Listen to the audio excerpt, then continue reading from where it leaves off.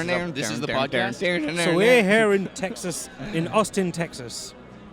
South by Southwest, ladies and gentlemen. Is it okay? The angle's good? Yeah, the angle's fine. Trust me, I got this. So, I'm really tired, so I want you guys to talk for a while. I can talk about a lot I'm of stuff. really tired. I really don't know if I can handle myself for an hour. Well, get going. Tell me about Austin, Texas. Well, hold on. We got one thing to do real quick.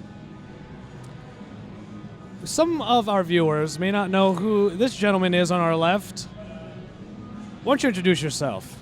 I'm John Dye. I'm relatively new to the company. I've been here for about 8 months. I'm a writer. I work the news beat. If you are reading news happening in the afternoon in the United States, a lot of the time you're reading me. So, talk about your background. John background? has a master's in storytelling.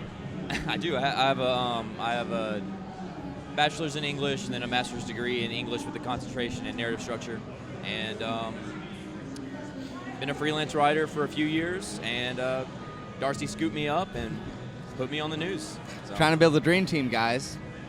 For those that don't know, go to the website, androidauthority.com. You'll see some of the most just well-written articles on the site. John has a real way with words. He's a true wordsmith. I appreciate it, man. I appreciate it. So, really, really gifted. And if you can hear the music in the background, we're giving you a slight taste into just what it's like here at South by Southwest. After all, this is a film and music festival. We were here for the interactive portion, which kind of is like this much compared to how big everything else is.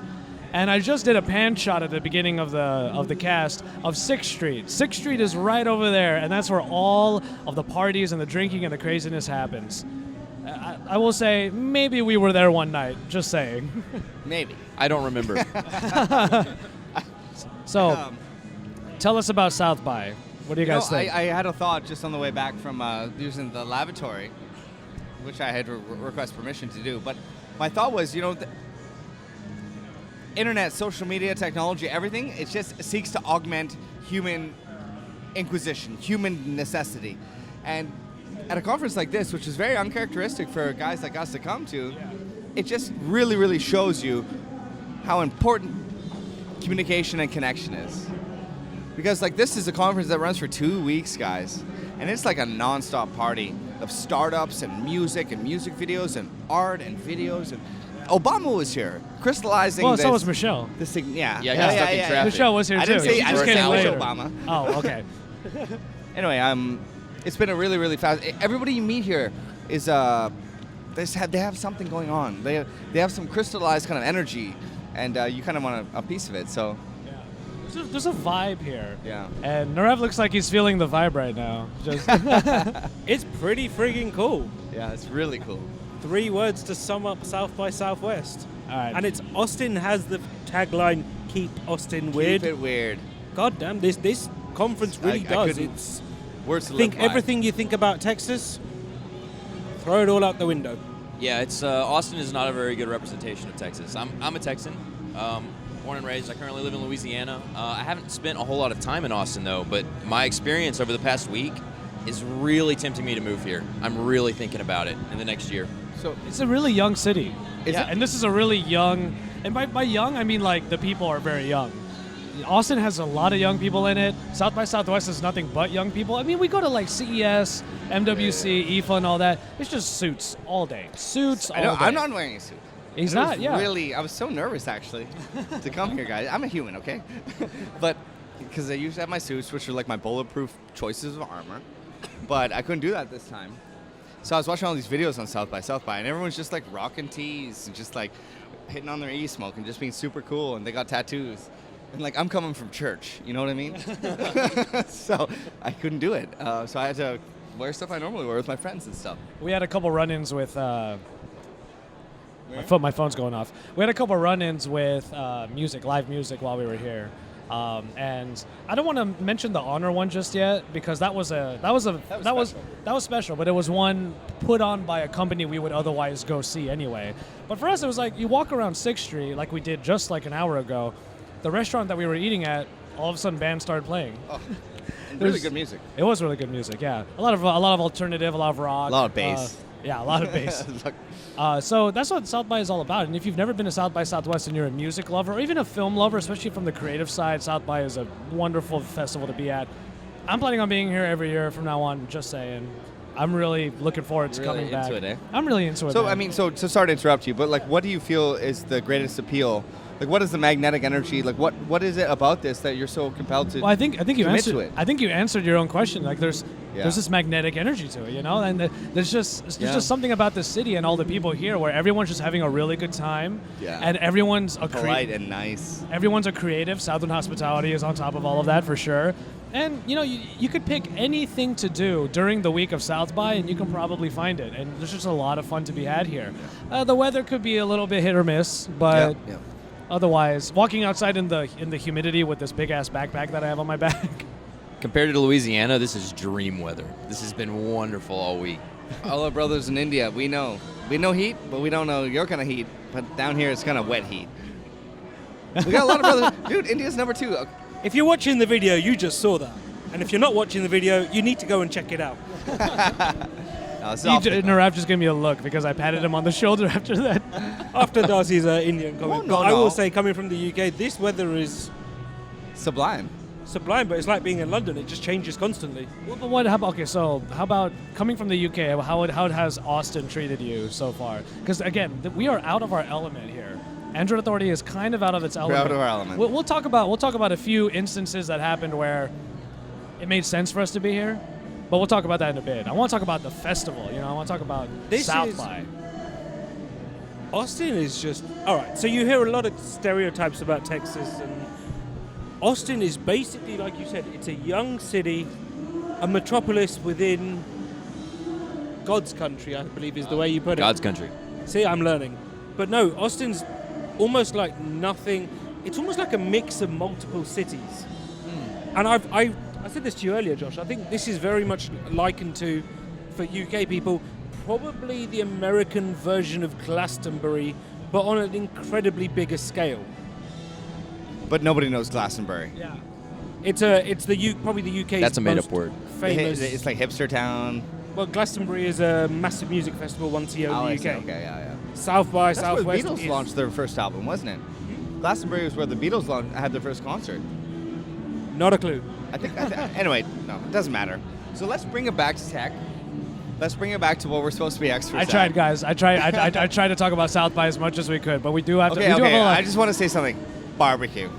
Oh yeah. Oh my God. Brisket. Beef brisket. Sandwich our first night. Well, speaking of like connecting it to Android and tech, my first day here, I came earlier than these guys because I wanted to see the trade show. I wanted to see what vendors are here, who we could get contacts with. There were a couple of people, and one of the videos will be about a VR camera by Ryko. But the first thing that happened was I got to my Airbnb, I got changed, and then the guys over at Nextbit just hit me up and said, "Hey, you're in South by also? Come on over." So we ended up hanging out the whole night, and we went to La Barbecue. A what? Barbecue? It's called La Barbecue. Love barbecue. Yeah. Basically, you walk into this small little indescript area, and there's a big, what looks like a food truck, and behind it is just the barbecue pit. And just my the smoke is God. coming out of it, and you get there, and Oh it's my just so God. good. And my favorite thing That's was, sexy, man. I saw on the Yelp that the brisket was really good, and I'm a brisket man. Yeah, you are. I went over there, and there was a sign that said, "Sorry, only brisket left." See, that's God loving you. No problem. Praise Jesus. So I'll have a pound of brisket right now, please. And he proceeds to put like half a loaf of bread on top of it. I'm just like, what is happening? No. Oh, I'm getting so hungry. Really good. Really good. So beef brisket to technology. Yes. What's the connection? The connection is that it's the highest possible joy, right? Beef brisket is obviously amazing. They marinate it, they think about it, they spend centuries perfecting it. And what we're here is that we're at the apex of human technological and cultural evolution. And I just wanna want say some that was- beef brisket. That was a brilliant segue. No, That was some My name's Bill great Meyer. ABS. It was amazing. I love it. Let's talk about Donald Trump. No. No. But beef brisket VR, right? Brisket VR. Just a slab of meat. Just a slab And that of meat went on your from a face like brilliant this. segue to a not so No. brilliant But we one. can bring it back, right? I mean, we're here, guys, because we know what's the future. What's the future? Virtual reality. But no. Even beyond that, take away the platform. Just look. It's increased modality. It's It's game-changing platform. It's sensory hijacking is what it is. Ooh, yeah. Yeah, I mean, that's what virtual reality is, you know? Yeah. Coming from the creative side, obviously being the YouTuber on the cast right now, I'm really We love Josh. interested in the 360 camera stuff because now we're going to learn a whole new way of storytelling, and not even without the VR and all that stuff, but even just going on YouTube and being able to drag around the frame. You don't need a VR headset to be immersed. So when are we going to see a 360 video from Josh? A 360 video where only 9 degrees of it are being I used? said you said 10 yesterday. Oh, I said 10? Yeah. Where only 10 degrees of We the need to be 360 degrees are being used for the review. And the guy's like, oh, he's got a nice room. Exactly, right? You're like, your laundry in the corner, you know? Yeah, exactly. Right? we Oh, can get you look some at like his shoes under the bed. dancers or something much to like put exposure. in the apartment. You need like a white room, right? You need like an isolation chamber. That would be really, really weird. If you had like me just walking up to the camera on one side and the whole room is just this white like matrix room. Well, you could That'd have be some terrifying, I meta, right? think. You'd have like a Android Authority banner around, right? You get you a Maybe nice so. chair to sit in. Well, so the reason why we're talking about virtual reality is because there's actually a big presence of virtual reality here at South by Southwest. South by has always been about the creatives, film, music, but in terms of film, 360 video is kind of the next big thing for filming because it's about putting somebody in a new area, in a new place, where they can actually experience it, whether or not it's with VR. They can see it and actually move around and actually see the space around them. Well, it was a panel yesterday that said, imagine, at least not so much from a film, but just from a content perspective, imagine a news reporter who's sent to one of the most remote, like the scene of a major incident, and through VR, he's now able to, like, consumers are able to go, well, we've understood this, but we want to be able to see things, what happened from another angle. We want to see what's that over there, go over there in that corner. And being able to experience more dimensions of the same, or more viewpoints of the same scene. I keep having the same thought. Okay. The music's getting louder, so make sure you're real close to the mic at this point. Sorry, guys. I'll talk real low. She's a Thank you very much. pajama. So the thing I keep thinking about is actually like, it's just about VR itself, right? About how to access it, how to use it. So they look at broadcast media, right? You have a camera that will go on to be broadcast and replicated across servers and television networks and satellites to be consumed by millions of people. Like, let's look at something tragic, unfortunately, like what happened in Paris, right? Which caused worldwide security to be heightened fairly. But my point is that you have one medium which is grabbing something and then it's being replicated from millions or hundreds of millions or whatever, a lot of people. But with VR, like the limitation is like, we all have one of these, you know, but I can't just do that. And even with Google Cardboard, like it's like you try and click the app, you put it in, and you have it in your face, and you don't know how to interact with it because you can't touch the screen. Like basic things like that are preventing us from achieving mass adoption. So I'm just curious to know what you guys think about that. Well, that's obviously the start, right? But John, did you have something you wanted to say? I really think that like companies like Google and Samsung who are pushing their VR products really hard this year, it really does feel like 2016 is going to be when VR is going commercial. Like it is going commercial. And that idea of having that extra step for the medium of needing the headset and stuff, it's just like how you had to get a TV set whenever TV got really big, you know? It's just part and parcel of it. But Well, the New York Times, from what I remember, during the panel that I was able to go to, the New York Times was able to send out Google Cardboard to hundreds of thousands of people. They just went ahead and millions, right? Yeah. Subscribers, yeah. Yeah, It's like basically. 1.4 million. Every single one of the New York Times subscribers got a Google Cardboard Really? because they're going to be covering that, like putting just even an image. Syria, remember? Yeah, exactly. So one of the panels that I went to was about creating compassion using virtual reality. And imagine putting, after like the bombings in Syria, just to have a VR camera right there, no matter what kind it is. It could be the Gear 360, the LG 360. Just putting it there and hitting the shutter button. And then letting somebody actually look around. There's this building bombed to hell, bodies on the floor, if ever. And just to be able to see the devastation. makes it more real. It makes it than a absolutely framed more real. narrative. And it creates this narrative for journalism and for news where empathy becomes a commodity. where you can have your readers actually Because it's feel. immersive. You're there. Yeah. Is what it feels like. Because you could read it on a newspaper page, you could read it on a blog even, but ultimately you're detached from the situation. And now empathy is going to be added on to this whole experience. This kind of dovetails into another important thing that we're talking about with VR or with 360 video in particular, is that so film is an old medium, by today's standard. So we have these conventions of framing and like how you tell a story and how cuts are made, but we haven't built that yet for 360 video. And so what we're doing is we're kind of building a language, right? Because whenever you watch a movie, it's like there's a language to film. I really don't think any of us are prepared. You what? I really don't feel like any of us are prepared. No. Just speaking frankly, not in terms of our coverage, but in terms of humanity People, of yeah. adaptation. Here's the thing, though. If there's one thing I'm going to take away, well, several things, but one thing I can definitely say taking away from some of the panels we've been to is there's a lot of guesswork in VR. A lot of At the guesswork. moment, there is no unified audio codec system, codecs, things best like that, practices. standards, all of that. So at the moment, VR we're on the cusp of the next generation, but we're not at the next generation. Yeah. And where we're at this year Star is Trek. companies are going to feel their way into it. That's why I believe that things like the Gear 360 are really important, because you need to actually put creative ability in the hands of consumers, because that's how you start to build that kind of language. Isn't that's how it you start shocking to that build GoPro hasn't come out with the camera yet?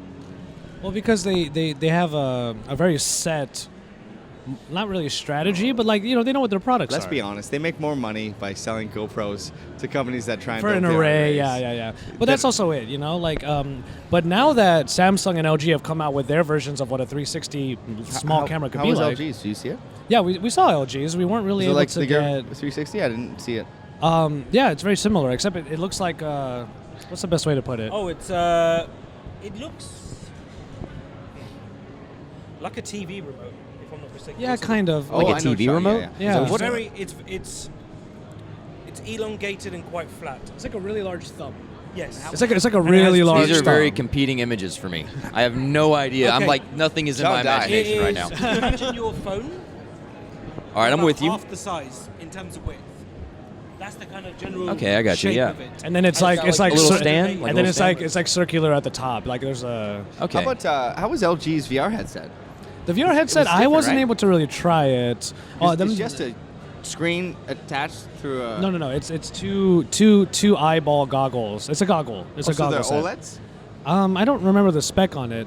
Chris Carlin was the one who was able to use They're it. nice and light. Yeah, because they connect to the USB Type C port. They don't. It's not an installation for the phone. But it only work on the G5? Well, they're gonna try to make it work with other Yeah, phones, they're but the gonna G5 try. is the start. The G5 is the start of it. The main issue that Chris Carlin had with it was that there was a lot of light bleed from the visor. So I not didn't really OLED get to then. try it a whole lot, but it's in the LG VR headset or goggles, whatever you want to call them, that the images made by the LG 360 are going to be like most compatible. And that was another issue that we heard about VR here at the show was now we're starting to get into what Android has always had to contend with, fragmentation, because everybody's going to be making 360/VR stuff. fragmentation. We've already started to see that. There's like 4 or 5 companies for everything. It's funny. 5. How about like 4 or 500 or 1,000? Well, it's funny you should touch Fair. on that. There are a lot of startups here that I was talking about big names like HTC Oh, yeah, fair and enough, fair enough. know. But I think that again, that's- it's just they're fighting for the light, right? The sunshine. 98% of the energy is consumed by the biggest Like a tree. jungle is what you're You know saying. what I mean? Everybody wants to be the tree. Just to touch on that, it's funny you say that because the biggest problem facing any content creators within VR is what do you support?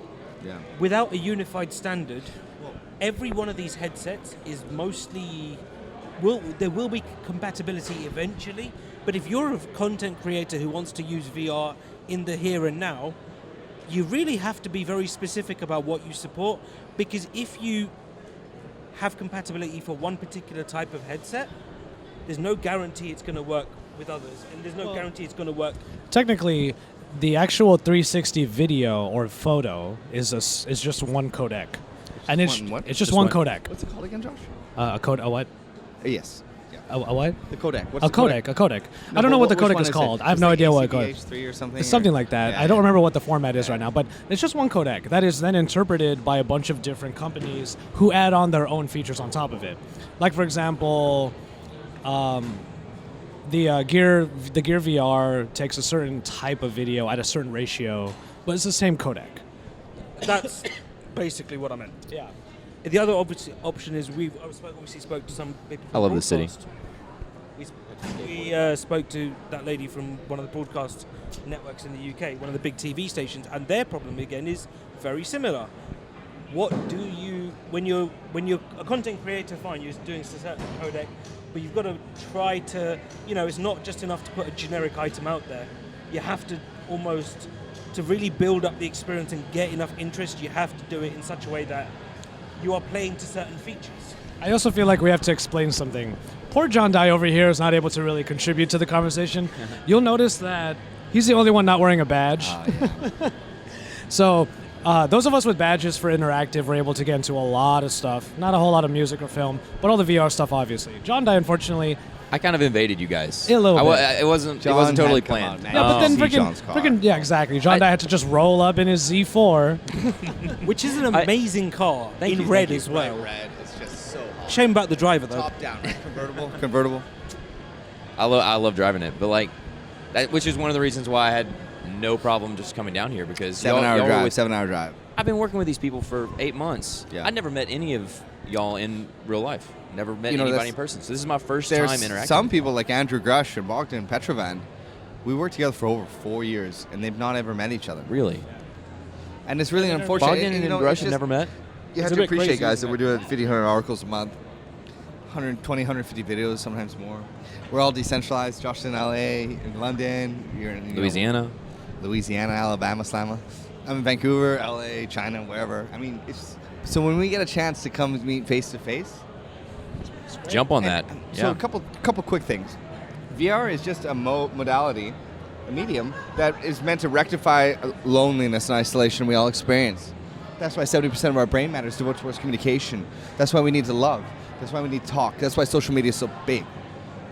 Secondary to that is smartphones are just finally starting to becoming adopted by people. Now, you guys aren't people. You're nerds, and you're really smart, and you all have bright futures. You really do. I tell you, be a nerd. People love you. They trust and respect your opinion. We're so passionate about what we do, and that's why we do what we do, and we're just moving that into VR. But imagine your grandparents trying VR. Imagine normal people trying VR. Imagine somebody watching 8K VR of like UFC fight and watching those explosive punches that finish and kill the guy again and again. You should say that. Because We're so far off from normal people experiencing the things that we got So to see. my dad, Yeah? What would that camera even look like of the person getting punched in the face in the UFC ring? That's what I want to What know. would the camera look They like? would just put, like, It's a 360 sphere with at least 6 angles. and you want them to wear that during the fight? No. No, It would just- it would just be a pole, or it would be a VR drone you want to see hovering the around. inside of the octagon. Yeah, it would okay. probably be a couple of I thought you VR wanted drones. I thought you wanted like they people do to with the experience Oscars. what it's like to fight. What they're doing in the NFL now is they have these high tensile strings. There's like NASA-grade technology of wires that can sustain like 40,000 pounds of pressure, and they have the drones going back and forth on the wires. That's how they do all those crazy shots, which they overlaid with VR, AR rather.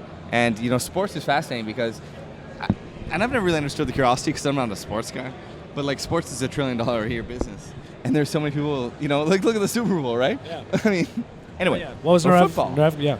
soccer. just on what you were saying about, so my dad, I was testing when we got the Galaxy S7 and the S7 Edge, when I got them in Oh, the you UK, showed them to your dad? I was testing out the Gear VR. Oh yeah, did you show your dad? I showed my dad, he freaked No. out, No way. but then went, I like it. Yeah. Now, would he, before I explained what it was, he just thought they were a pair of glasses. How old is your dad? You should know, man. I am doing mental maths. 67? On the spot. Just tell me the year. Is 62. 67. Okay, still a young man. Yeah. Okay. Whether he doesn't understand what VR actually is, in the respect of it takes several. You have to explain things in a certain way. However, it piqued his curiosity, and for average consumers, a lot of them are afraid of change. but there is equally enough people who will go, what is that? And one thing Samsung's doing exceptionally well is, at least in a lot of their pop-up places around, at least in the UK, but also in other places around the world, they're doing their roller coaster demo to show off what VR is, to show off how immersive it is. It's amazing. I can't talk about it because I don't like roller coasters. Oh, so you should try it. Neither do I, but it was fantastic. It Oh, really really? hijacks. It does make you want to throw up after you. Okay. Yeah, Because I got nauseous. I really wanna try that sometime. doing the Oculus roller coaster demo. I don't have the badge. I don't really remember why, but I did. Sneak me in. I'll be Darcy. Have you tried any VR platforms, John? I got the Google Cardboard whenever they did the Star Wars release thing, but Oh, Cardboard's yeah. really my only experience with VR so far. But I love it. Like, Me too. I took it around, showed it to my PlayStation. family. Right? Do you game, Yeah, John? yeah. I'm looking at getting a PS4 soon. I mean, Dark Souls 3 is coming out, so like, Okay, I have I'm to gonna add jump my on that. fist bump to that because I can't wait to have enough time to play video games. I'm an Goddamn Xbox fan, phones so keep all of coming. y'all can go do it. Yeah. I You was say a Xbox. long. Xbox, Microsoft. Yeah. Oh, no. But you know that whole thing about them being like, okay, we know we suck. Now we want to have an open platform that connects to other like gaming consoles, right?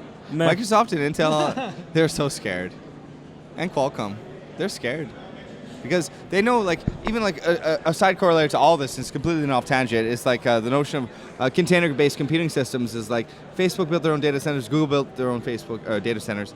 And all of this technology, like they're realizing that they can build it specifically at really low cost to do really high performance stuff. And so platforms, even Android, everything, like it could just go by the way of the dodo bird, and hopefully not, because then we wouldn't be able to be here. I know, right? But There's a lot to love with where this is going. For a content creator like me, trying to figure out new ways of storytelling, that was the word that came up so much during the show, was storytelling. Yeah. As Darcy's video will show, story drives content. That was the quote. no, the story drives consumption. Oh, sorry, story drives consumption. Yeah, It's- not It's the content. best quote of the whole conference for me. And Remember that guy, Michael? I definitely Yep. believe in that. Cool. Scarpa? Scarpa. I'm sorry, Michael. I know you're not going to watch this. I'm wrong on both things. Mark Scarpa. yes, Like brilliance though, attending these panels, guys. so We're many here to learn. names, so many names this whole show. In any case, the storytelling was a huge part of what what the future of VR should be like. Because imagine, like I was saying earlier, you're going to get like 15 degrees, 10 degrees, 10 to 15 degrees of me holding a phone, and then everything else doesn't have anything to do with anything. And one of the best examples I heard was how Cirque du Soleil was able to literally recreate their show so that it was like performing in the round. So you're sitting in the middle with the VR headset on, you're watching one facet of Cirque du Soleil in front of you, but you can turn literally anywhere and there's something going on. Yeah. And then it would happen in phases and acts, so that you would just move to Oh my this God. one. Can you imagine like F1 racing, right? F1 racing, like you're in, oh, I want to see second place now, I want to see first place. And then like, get oh, I hot. want to do like a fly by camera. And it's Right. I think NASCAR is doing that this year. Really? Yeah, they are. I covered it. VR. Some are. Yeah, they're. Good for them. I can't remember NFL what the specific too. race be. As Yeah, an sports are going to massive be big. F1 fan, I am a I'm massive a F1 fan. huge F1 fan. I liked we've got a broadcaster in the UK called Sky, and they Sky. they give you access to a lot of the onboard cameras. But imagine seeing a crash or a collision. Oh my but not God. not just the collision, but being able to go on the onboard camera and at the point of collision, turn your head and As they see get clipped? see the two cars collide, whatever happens off it.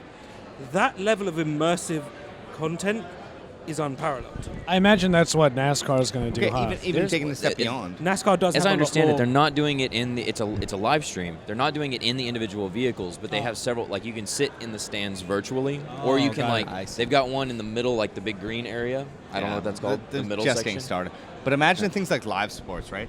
Not like UFC, but imagine football, because we're actually going to get to the point. So aside corollaries, Oppo and MEMS sensors had a huge breakthrough in the last month. They've been investing, I'd imagine, probably almost $1 billion. MEMS technology is really fascinating because it's micro electronic magnetic sensors. And so basically that's OIS, right? Optical image stabilization. And so now they found a way that they've miniaturized they've miniaturized the imaging sensor, and they put it on a platter that's connected to all these wonderful magnetics systems, and so that you have really stabilized image. My point is that it's leading to further miniaturization of optical technology, of camera, photonics, image capture. And the NFL's already pioneered a system. It's a system that they put on a light mesh with some actuators, and they're able to do VR capture while a person's like running at like 40 miles an hour. You know, and they're about to smack into a 400-pound guy. That's friggin' insane. And this is all like pre-5G stuff, but they have a little battery pack. It only has like a couple hundred grams, and they're able to do live. You know what I mean? Like, yeah. This is kind of. Well, you were talking about live streaming. Like you had a very profound moment in one of the panels, speaking to one of the people that had the panel that was called the VR Live Music Experience. Yeah. And. Yeah, tell them about the question that you asked. You know, Mark Scarpa. Mark Scarpa. I forget if I remember correctly, it is Mark Scarpa. He is in LA though, so He's in we'll LA. track him down. But no, you were speaking to the person next to him who was talking. Oh, you mean he was in the middle. Oh yes. His last name was Bro. Brew, or something. But that guy, he's like 20 years in the industry. They created. Was it Stephen Brew? No, Ryan Bro. Could have been. Anyway, we'll find it's about the question. Like these guys, like what Josh talking about. We attended this panel. It was all about live streaming VR and like immersion, and it was so cool because we didn't have to pay. And these guys had like between them probably 100 years of experience with VR, and live broadcasting of recording VR experiences for concerts and big names, man, like Rolling Stones and others, and Woodstock. They were saying how they would love to take Woodstock and create a VR experience based on that. But of course you can't do that now. But there's a documentary about Woodstock that really captured what that whole event was about. And imagine if you could actually insert yourself in that moment in time. You know, you can't do that anymore. You know, Yeah. You can't do that with Woodstock. But you asked about data streams and bandwidth, basically. Yeah. So. Obviously, we're here because we're learning, the logistical side of things. We want to know what it might be like to take this kind of platform, 360 cameras and everything, especially considering Samsung and LG have created their very consumer-based products, and probably use it for content for us. Yeah. You know? Obviously, there are a ton of other products that are out there, GoPro arrays. There are a ton. I love the ones that look like a Rubik's Cube. Of GoPros. Oh yeah, I know. Those are so funny. And there was a guy with a helmet on that had it on. Really? His helmet, just walking like. That's hilarious. He's like, "Why is your neck so stiff?" This is on a vlog that I watched at South by. Oh. He's like, "Why is your neck so stiff?" He's like, "I have to keep it very, very still because people who are watching right now, they could get nauseous if I like go like this." Whip my hair, right? Will Yeah. Smith's daughter. Will Smith. And it's just like there's a lot to figure out still in this platform, but that's what makes it exciting, and that's why we came here. Yeah. Because we get to be at the precipice of something. When's the last time we were ever feeling like we were on the precipice of something? Well, when we started Android Authority. Probably when you went to the back Grand in Canyon. 2000. When I went to... That's when I felt precipice-y. This is definitely a precipice right here, yeah. But yeah, I mean, how do you feel being on the... you weren't able to really experience or hear what we got to hear here. You know what I mean? Like, but... No, but it's like, right? Like you hang with somebody who's kind of drunk, you feel drunk too. He got a lot through reverse osmosis. And John Dye is an exceptionally talented creative, and he's highly perceptive. So Thank you. I mean, even though you didn't get a chance, I know that you got a lot just through. Oh yeah, just hanging out at the house and talking to you guys about this stuff has been. Do you think what would be a massive event that you would want? What would be a what now? What would be a massive event that you would want VR'd? Ooh, good question. Yeah. What I'm ready for actually, because narrative's kind of my bag. Something like a feature film that's shot in complete 360. Something that it's a completely immersive experience. We have that. What's that movie that's coming out? It's a first-person movie. It's a gangster movie actually on a low budget. We saw it, Nirave. Remember? It was like The Godfather.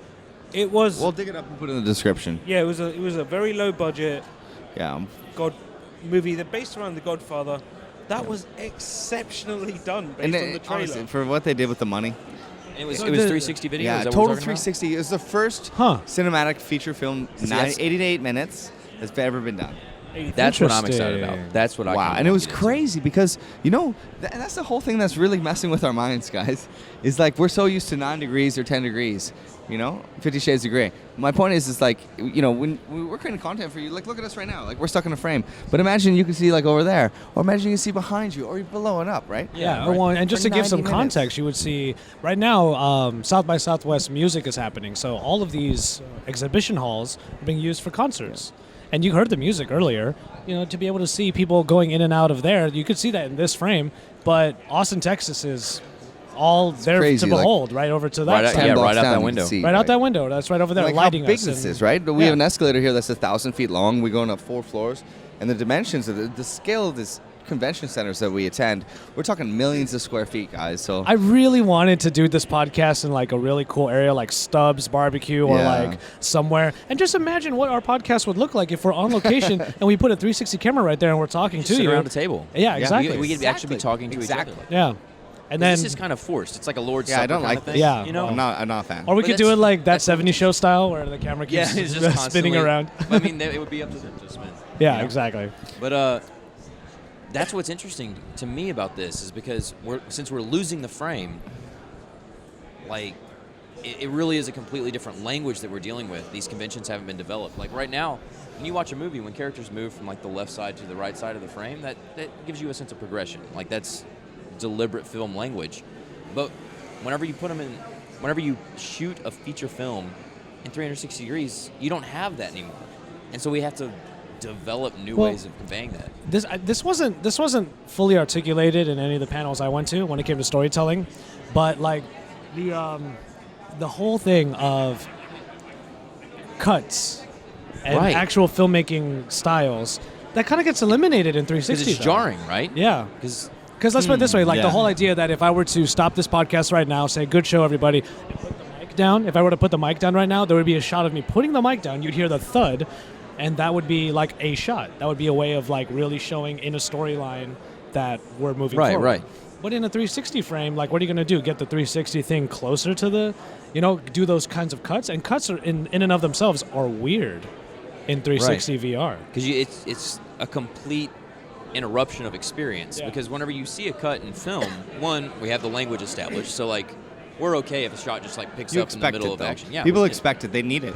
And I think that's due Exactly. to the inversely proportional, and I use that word a lot somehow, but it's kind of the inversely proportional framing that necessitates the constant requirement for change. Whereas if it was an open medium and there was less production, it would be such more of a richer experience as opposed to like people needing things constantly fed at them to keep things interesting. Maybe so, but I mean, It's a bit of a weird idea. It's like it's a, philosophy yeah, of it's, media. it's weird, Yeah. like the filmmaker in me is crying at that idea, Yeah, like of course. that the filmmaker doesn't get to really dictate the story anymore. I know.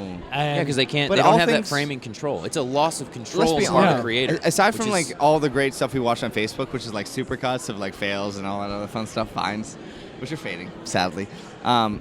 Actually, everything is gravitating towards the informal conversation, and I would opt that people are choosing authenticity over controlled production. Is what because society is going through a massive cleanse right now, And all this artifice that we've been forced because of corporate and financial interests. Sorry, I'm going on a bit of a tangent. I really think that people just want real, well, a then, human element. then that would mean that live streaming, social events, world events, actual like things that are happening are that's what this medium is made for. Feature films, I agree with you. If someone could make a feature film that creates this, that a real film that Josh is actually coming. leverages 360 right now, It's coming. Have you not seen that virtual- Star Wars thing they did? And The Did you see Martian. Which Star Wars thing? So the Lucasfilm boys. So George Lucas, he's like, you know what? I'm done with this. He's like, had a good time. Cashed out to Disney for $4 billion. Disney made back that $4 billion in like 3 months off capitalizing off all the Star Wars media and partnerships and integrations. So out of control. But a lot of guys, they pieced out and they formed a VR content studio and they have massive funding, hundreds of millions. The Verge did a really, I got to commend The Verge, because they're always quite excellent. But so they went to their headquarters and they had a guy experience it was the world's first choose your own adventure VR. and it was he was flying through Tatooine, and they gave him a lightsaber, and it was like HTC Vive, but like Oculus, but like media. And so it's like, do you go left? It's like, do you go right? Like, do you slice this person? Do you negotiate?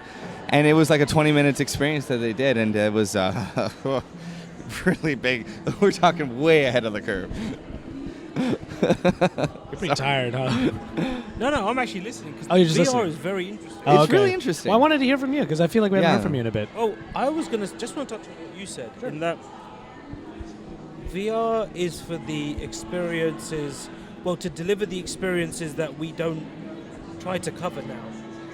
The things that just can't be covered in the traditional mediums of now. I honestly can't see something like VR being used for a review or something as as focused as that. What I can see it though is from a consumer viewpoint, and this was touched on in one of the sessions. Imagine being able to give you an example. Imagine you and 10 friends are about to go on holiday, but one of them gets seriously ill and can't make it. Imagine taking a 360 camera and being able to let them experience it in a way that's probably the closest they'll ever get to it without actually or being handicapped people, or mobility people, or disabled people, or old people. Yeah, the people who can't physically be at new experiences can still experience all of this. But again, Nirave, in a virtual world. It comes back to the same fundamental problem. You're going down to Cuba with your buddies. It's not like you got like a 5G LTE, like 100 megabit upload connection. No one's saying live streaming. No, we're not taking live. Oh, okay. It's just I'm always content. thinking live. You're always thinking live. Yeah, it's true. Live streaming is an entirely different kettle of fish. Yeah. And something like the Gear 3, what do they call it? 360. Gear 360. The Gear 360, yeah. I thought as much. That's not designed for live streaming. That is designed for someone to take it out. I'm just going to use Josh's S7 here, and just be able to go like this, show off the entire thing, and then take it home and send it to someone. You don't even have to rotate. I know. Someone said, just go videoing it like this, and then when you are watching it back, you can see it as if you were standing here looking around just like this. That's how they're advertising it too, is shared experiences of like, oh, here we're in London, or like, vacation stuff. Mark Zuckerberg was the one. I'm stealing a line from Gabo from the panel I went to. Mark Zuckerberg is the one that said virtual reality is going to be the new social network. The next platform. The next social media platform, or whatever that was the case. But yes, to your point, the Ryko Theta. This is the only 360 camera that I was able to have a hands-on time with here because there weren't that many. It was all about putting on a goggle and like really having fun with it. No, I wanted a creative side of things. So I saw the Ryko Theta. Yes, there were a couple of GoPro arrays and stuff like that, but this is kind of tried and true science at this point. The Ryko Theta, there was a demo, and you'll see it in the video, which I'm going to put together for a little bit later. There was somebody speeding. There was somebody speeding down. I think it was the Brooklyn Bridge, or was it the Bay Bridge in San Francisco at night. And the person it was a convertible. The person in the car and the passenger seat was just holding up the Theta. And you could like look around, and even though the footage was shaky, it wasn't that bad. And you're just looking around, and you just see like the ocean out there and all that. So like, that's sharing is going to become a little bit crazier. To your point about 360 not being used for reviews, I did just think of one thing we could use 360 for, behind the scenes. But in this sense, imagine maybe me or Alon, we set up a room where it's literally workstation, different scenes for a review, and you put the 360 camera in the middle, and it just shows us, here we are on one side, filming the phone, here we are on another side, kind of like doing a couple of host segments, here we are on another side, typing up the review. You know what I mean? Like, it's just like a microcosm of like what we do. Just want to add to that, because reviews are part done inside, but the stuff people really probably want to see is not your room, because let's be fair, there's only so much excitement you can get out of a room. This wouldn't be the stuff you do on location, like True. Google I/O, we need to do it. Well, with your S7 video, Josh, even if it's not live. What? Google I/O, we gotta do it, even if it's not live. We'll find out.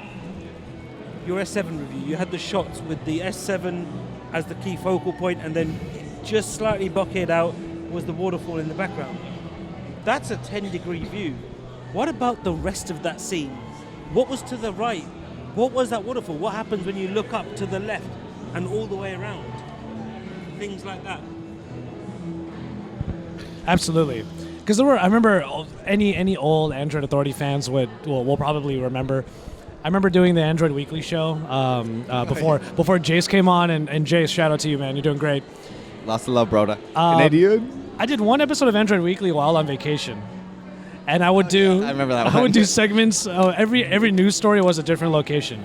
So I remember talking something about like Hugo Barra leaving Google or something like that, and in the background was like the Notre Dame, and then all of a sudden I'm on the Eiffel Tower, and then all of a sudden all this stuff. So yeah, it could be a great way of sharing like where we are and all that. Like even being here at South by Southwest. Joshy. You know, even before Joshy came on, 4 fateful years ago, I was like, I was in a cluster F, trying to wrap my head around how to share things as richly as possible. And so the medium that was presented to us was YouTube. And, you know, we get to go to so many cool places. We're really privileged. You know, thank you for your support. But now we're on the cusp of further. A new wave. Yeah, you know? I lose my words thinking about it. And for now, what we see kind of comes off as, oh, it makes sense. It's a live event. It's streaming. It's, oh, here's the bottom part of the Grand Canyon that no one's able to go into. Yeah. And you can see it. Or throw it into Antelope Canyon. Or throw it into a cave where it's all like, because like I remember seeing one where it wasn't a cave. It was a geode. It was literally like a crystal. It wasn't Earth. You were walking into the hugest crystal. Geodes. Weren't they called geodes? Those big spiky. Yeah. Cool blue things and Yeah. stuff. And someone made a 360 photo of it, and you could look around. Yeah. Oh, that's amazing. I want to see that. Oh, Stuff man. like Because I'm that. scared to go into a cave. You know what I mean? Really? Like water, like hiking, like down, like 4 miles like down. claustrophobia kind of thing. We've all seen that movie where there's like the scary zombies in the Descent? earth. Destiny, or it starts with a D. The Descent. Descent. That's what I said. That's what I said. Descent. But right. I want to see the pretty crystals. I couldn't hear you the first time. Oh, okay. I want yeah. to see the crystals. But I'm Yeah, so scared. like these are all the applications that we get to see, and it makes a lot of sense. But now you're also getting people who are just grabbing these 360 cameras and just like, okay, so I'm a big Casey Neistat fan. If you guys couldn't tell from the Neistat or vlogs, Neistat? Okay. If you guys didn't tell from the vlogs, I'm starting to use like time lapses and all that No, stuff. you don't say. No. What? I know. Okay. But I'm like, guys, give me 10 minutes, and then I'm Yeah, like I doing know. a It's time like- lapse. But 10 minutes for him is 10 seconds for you. Exactly. So appreciate that. But you have the right point. The vlogging is where the 360 is just going to be amazing. Well, it will be, but vlogging this, 360s. it will be, but this is the thing. Casey Neistat at one point had a 360 like GoPro circular array, and he was holding it on like a selfie stick basically. That Yeah. was like he had to use all of his strength to keep it up. Right? Yeah, it's not heavy. What he did was all these different applications for it. He went around the corner on a Manhattan street, and like imagine this is the wall, and he just puts the. Just goes like that, and he goes, "I can't see what's happening over there, but you can." That's cool. It's true. And there's like 2 people around the corner looking over, like, "What the heck is that?" Well, no, that's it. I just keep thinking about. So in our previous panel yesterday, just about this live streaming VR thing, there was a gentleman in a wheelchair, and he was an official photographer of the South by Southwest. And we all see people who have less mobility than we do sometimes. And anyway, after we talked and everything, and we were able to ask questions, he was like, you know what? He's like, I don't really think you guys are appreciating like how important VR is to me. It's like I can't go to a concert because of my mobility. I can't go to the Caymans because of my mobility. I can't experience these things by mobility. And he's in a wheelchair, and I was just like, you know what? And the other thing prior to that, in a previous conference, or no, rather a conference after, Scoble and the De La Pena woman, who was exceptionally brilliant. I'll find out and put in the description below because she was. But just talking about the children who have third-degree burns, who are like on the verge of a lot of really bad stuff. When they change the bandages, it causes extreme pain, and they often go into comas and stuff. Rather than having to give them morphine and all the highest grade painkillers, they were able to put a VR headset on them of snow and ice and of cooling, and it didn't even need painkillers. It hijacked their senses so much that it was able to remediate all. So for me, it's not so much about Android being like, I liked Android, and we started Android Authority because I knew that it was going to enable technological democracy to billions of people. But VR, I'm more focused on how does it help the people who are least fortunate. Well, put it this way.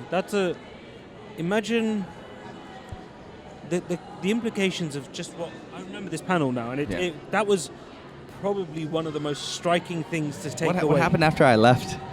What happened after I left? That was mostly conversations and. What good ones? Yeah, there was some very interesting stuff to come out of that panel. It was probably the one panel I would say that you were talking to, you were listening to three people talk, every one of them who, to varying degrees, understands this and has tons of experience between them. Just going back to VR, because you're giving me a thought. That's great for those children. That showed one real world application of VR. But imagine giving out a Google Cardboard or giving out a very inexpensive VR headset to millions of people in Africa in lieu of building a school and allowing them to learn and progress in life and experience new things to develop as human beings without the need to put the physical walls. And this is the key thing about VR. It's going to open up opportunities. Let's be honest, we are some of the most fortunate people in the world because we get to do what we love, we get paid to do it, and we get to see all these amazing experiences. Our example, earlier this year was my first CES, and I had people going, you're so lucky that you had CES. And I was like, why, because it's Vegas? No, because it's CES. People want to do these things. But again, this is a first world problem. VR has the ability to impact to the very far corners of the globe and reach the third world. The people, the really underdeveloped countries that have suffered on hard times. The whole of Africa used to be one of the richest places on earth, and through the select actions of few individuals, turned into one of the poorest places on earth for the overall individual in those countries. All of these companies, the likes of Google, the likes of Oculus, the likes of Facebook, the likes of everybody who's involved within the VR space, it may not be now, it may not be for 2 years, but when we get to a point where they can do this at significantly low cost, I mean, Google Cardboard is low, but you need a smartphone inside it to run it, so the cost goes up. When you're able to do it, or even come up with a VR experience that, in lieu of people donating $5 to $20 to build a school, and maybe being able to afford 10 bricks. Imagine these companies going, give us $10, we will match it, and that means one child will be able to study and learn. Okay, here's an interjection, right? Like, I lived in Laos for 2 years. It's for those of you who creeped on me enough, I lived in Laos for 2 years while we started Android Authority, because I had my back against the wall, my mom died, I ran out of money, and I started Android Authority. And it was a moment of desperation, a 3G internet connection in the jungle, working on a 10-inch netbook, writing 15 posts a day and doing Photoshop. Hope you appreciate it. But going to Hong Kong after, it was like, whoa, my mind got blown. I guess my point is that I've noticed in developing economies and underdeveloping economies, like Laos versus San Francisco, is that people in underdeveloping economies where they finally get access to pretty much incredible magic, that they tend to gravitate towards the entertainment and the mania. Whereas in developed economies like States and Europe and so forth, they are using these tools for productivity and increasing quality of life and learning. But the undeveloped economies like Southeast Asia and India and Africa, they just like go straight to Candy Crush. That might be the case. But we are going to be a medium for education, or is it going to be a medium for escape? I would love to dive into the education aspect of things. I will just say one quick thing on it because I do think we have to wrap up here. Yeah. On the education side, that might be the thing I'm most excited about, is to see that now there's no reason for kids to fall asleep in class. Very, very true. Right? When you put on a VR headset and you're actually seeing... I keep going back to the Grand Canyon because I went like a month ago. Nice. You see the Grand Canyon rather than just seeing this like 2D frame on here and it just says, oh, there's a lot of crevices and precipices. Was it like cool? All of that. Was it as cool as it looks? It's great. Imagine learning about an act that happened I'm not American, but I can go. Imagine learning about the War of Independence. I think that's what it's called. Yeah. The War of Independence. But instead of learning from a book and having to build it through your imagination, or maybe seeing this odd, maybe seeing a poor quality film, imagine being able to throw a headset on and walk through the battle or experience the battle in all of the senses whilst it's happening. And all the way through it, you can hear your teacher telling you, and being able to use VR to experience the most striking moments of the battle. But no matter what, if there's going to be film productions that make these VR versions of what we already have in classrooms and all that stuff, it's still going to be corny as hell.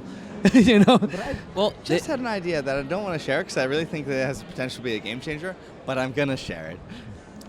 And not to be conceited, but, imagine an open sourced platform wherein academics and experienced people with lack mobility are able to document and attribute certain things. So, for example, you take a VR rig on a stabilizer through the Louvre, and he's like, "Oh, this is a Picasso," and what we don't know about Picasso. That is exactly what people are trying to do. They can do touchscreen and kind of the information. And that's augmented, not just VR. AR. That's mixed. I will credit that lovely lady from a learning HoloLens yesterday, ecosystem.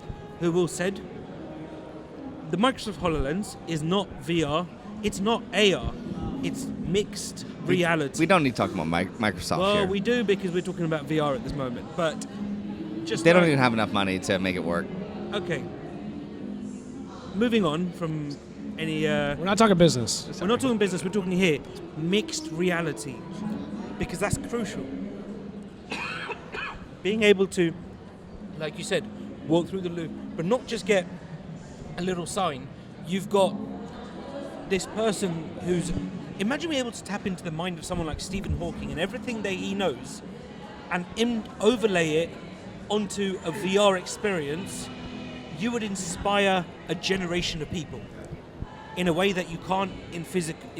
Very, very, very true. Okay, we're down to the wire here. Okay. I want to make sure that we get a few words from John because he's wanted to say a couple of things. Sorry, now. John died. So, I've been. No, I'm. Y'all go. Oh, what I was going to talk about is because Google is doing something related to these expeditions. Yes, exactly. Expeditions.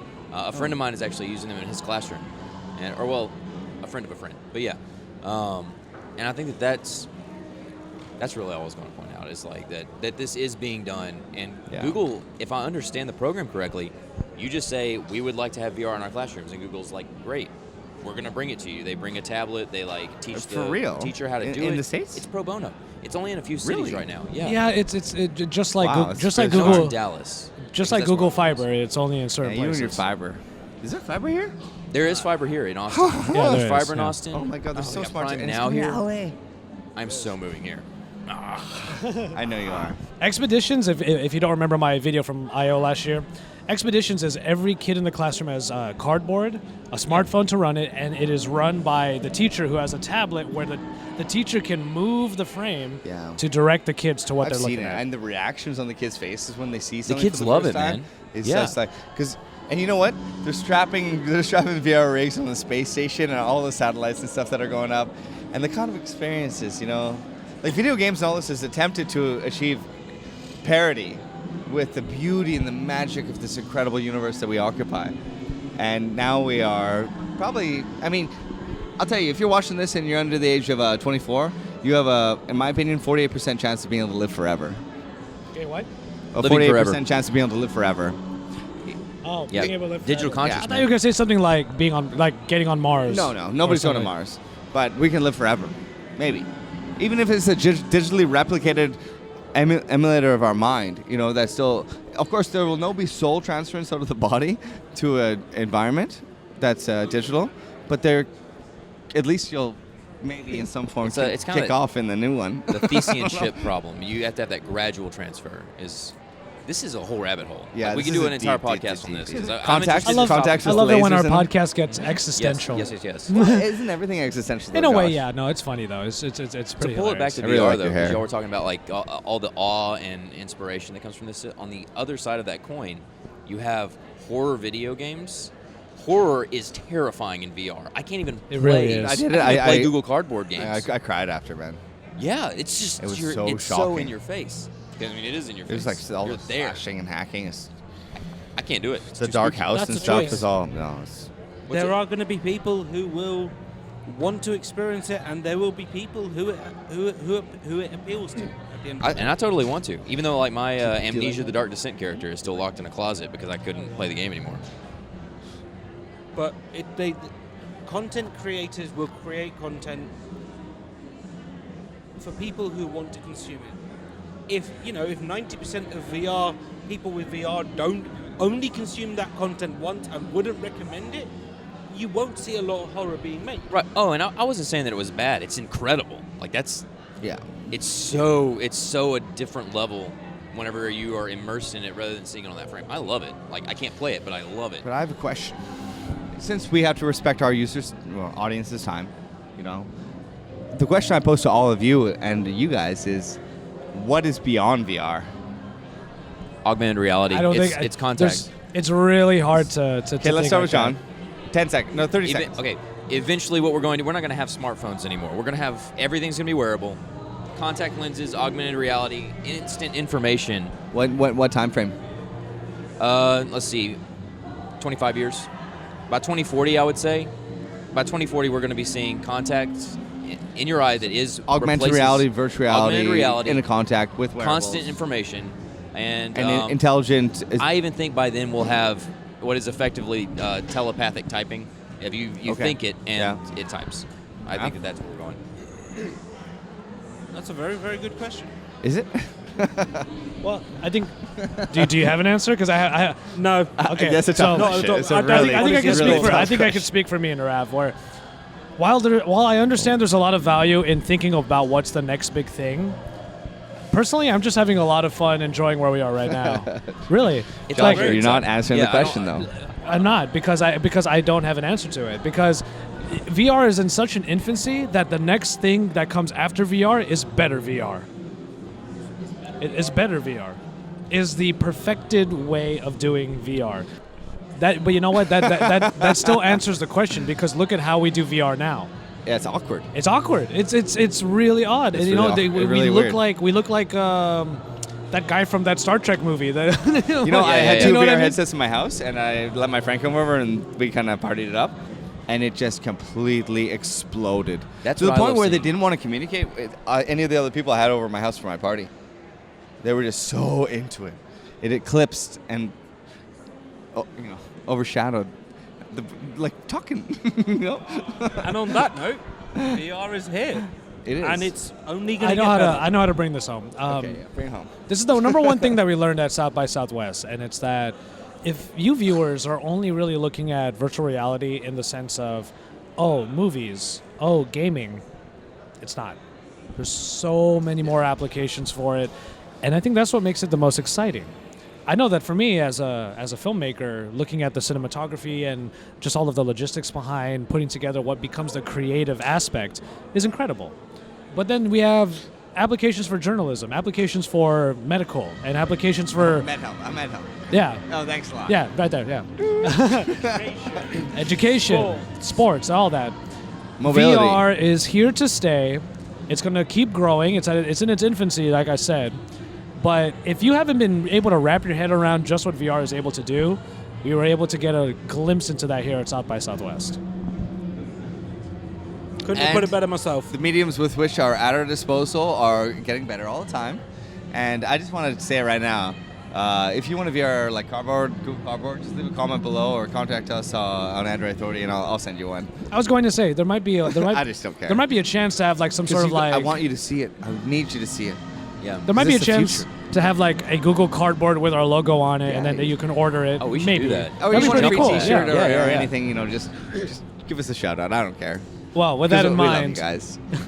the South by Southwest, of course, is the film and music and interactive festival, and we were all, the three of us rather, and John Dye was able to come by, as you can see. John Dye wasn't able, first time meeting us here at South by Southwest, and we've all had a really good time, honestly. Yeah, it's way too good. South by Southwest may or may not become a regular thing, but I know I want to come back every year at this point. We'll find a way to make it work.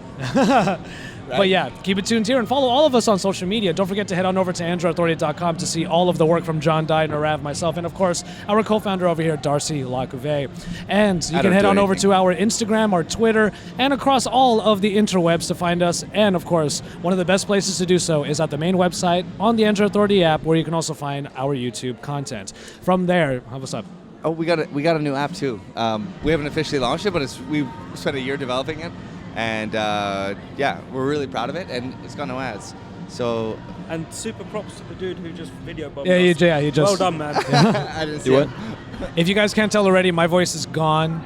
And the recovery again has to happen after MWC, after this show, and then Google I/O is coming soon. We gotta get our bags too, right? Yeah, we're gonna go get our bags right now. It's So, 4:30, so. yeah, so keep it tuned here, guys, because all together we are your source for all things VR. Android, baby. and Android. VR. My bad. In this case, Well VR. done, Well done, In this Josh. case, VR.